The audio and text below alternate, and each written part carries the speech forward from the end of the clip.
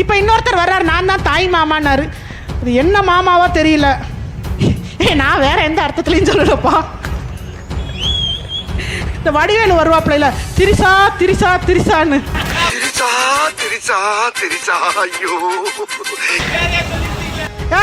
ஊரே சொல்லுது, நான் சொன்னேன்ப்பா. வழக்கு போட்டா போடட்டும்.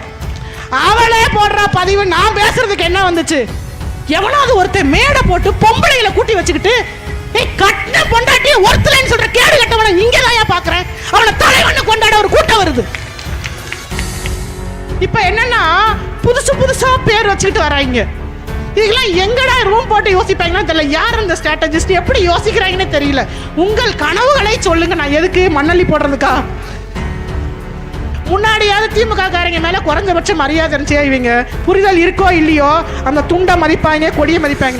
இப்ப இந்த கூட்டத்தை பார்த்துட்டு அரசியல்னா என்னன்னு தெரியாத இந்த கூட்டத்தை பார்த்துட்டு இப்ப இவங்க ரேம்ப் வாக் போறது என்ன, அந்த துண்டை தூக்கி சுத்துறது என்ன?